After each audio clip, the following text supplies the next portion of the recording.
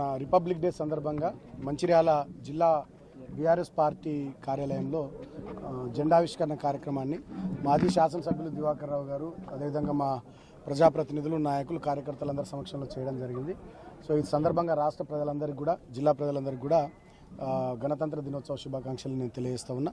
ఈ సందర్భంగా మీడియా ద్వారా రాష్ట్ర ప్రభుత్వానికి కూడా నేను విజ్ఞప్తి చేస్తూ ఉన్నా, కొన్ని విషయాలు గుర్తు చేస్తూ ఉన్నా.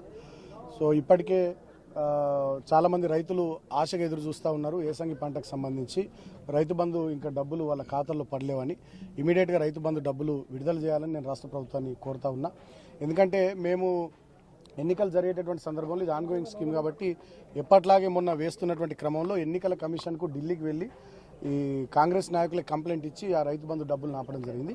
అప్పుడు 7,700 కోట్ల రూపాయలు రాష్ట్ర ప్రభుత్వం ఖజానాలో ఉంచినటువంటి డబ్బులు మరి ఇప్పటిదాకా దాదాపు 3వ తారీఖు నాడు వాళ్ళు గెలిచి ఇప్పటివరకు 50 రోజులు కావస్తా ఉంది. అయినప్పటికీ కూడా ఆ రైతు బంధు డబ్బులు రైతుల ఖాతాల్లోకి వేయలేరు. వాళ్ళ ప్రజల్లో అనుమానాలు ఉన్నాయి. కాంగ్రెస్ పార్టీకి సంబంధించినటువంటి కాంట్రాక్టర్లు, వాళ్ళకి సంబంధించినటువంటి మంత్రుల కంపెనీల ఖాతాల్లోకి రైతు బంధు డబ్బులు మళ్లించిర్రా అయిందనేది. ముఖ్యంగా రెవెన్యూ మినిస్టర్ పొంగులేటి శ్రీనివాసరెడ్డి గారి రాఘవ కన్స్ట్రక్షన్స్ కంపెనీ ఉంది. ఇతరత్ర చాలామంది కాంట్రాక్టర్లు వాళ్ళకి సంబంధించినటువంటి వాళ్ళ కంపెనీలకు ఢిల్లీకి డబ్బులు పంపించడానికి, పార్లమెంట్ ఎన్నికలకు సంబంధించి కేంద్ర కాంగ్రెస్ పార్టీకి పంపించడానికి వాళ్ళకు సపోర్ట్ చేసే కాంట్రాక్టర్ల సంస్థల్లోకి నిధులు మళ్లించిర్రా అనే అనుమానాలు ఉన్నాయి. కాబట్టి వెంటనే ప్రభుత్వం నిర్ణయం తీసుకొని డబ్బులు రిలీజ్ చేయాలి. నిన్ననేమో ముఖ్యమంత్రి మాట్లాడుతూ ఫిబ్రవరి వరకు చేస్తామని అంటున్నాడు. సో అది కరెక్ట్ కాదు. రైతులు ఆశగా ఎదురు చూస్తూ ఉన్నారు. అదేవిధంగా ఆన్గోయింగ్ స్కీమ్స్ అయినటువంటి చాలా స్కీమ్లను ఆపుతున్నారు, ఖాతాలు ఫ్రీజ్ చేస్తూ ఉన్నారు. అది కూడా కరెక్ట్ కాదు. దళిత బంధు కానీ, 2వ విడత గొర్రెల యూనిట్ల పంపిణీ కానీ, గృహలక్ష్మి స్కీమ్ కానీ వీటిని ఆపద్దు, ఖాతాలు ఫ్రీజ్ చేయొద్దని చెప్పి ప్రభుత్వాన్ని కోరుతా ఉన్నాం.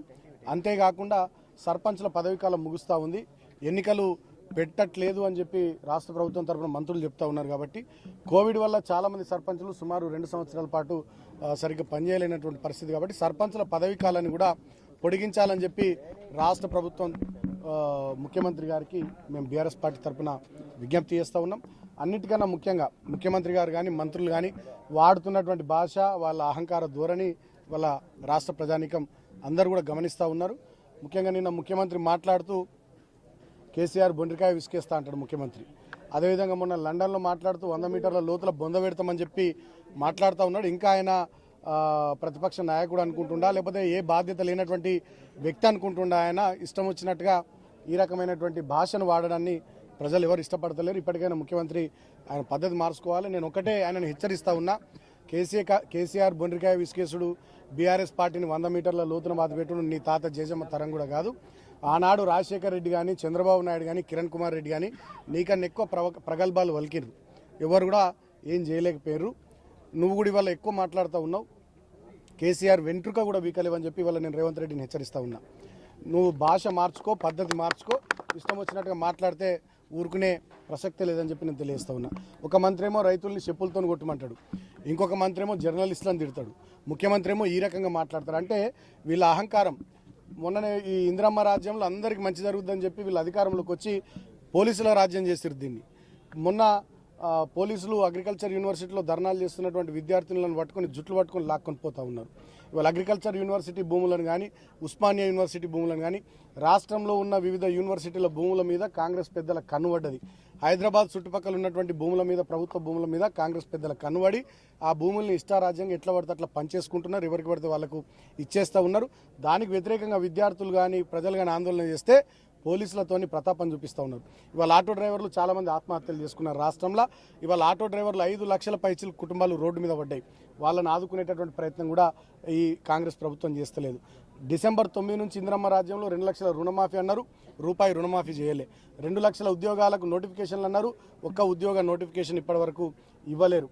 అదేవిధంగా ఆడబిడ్డ పెళ్లికి కళ్యాణ లక్ష్మి కింద ఆనాడు ₹1,00,000 మేమిస్తే తులం బంగారం కల్పిస్తామన్నారు, ఇప్పటికీ అది లేదు. 4,000 రూపాయల పెన్షన్ అన్నారు, అతి గతి లేదు.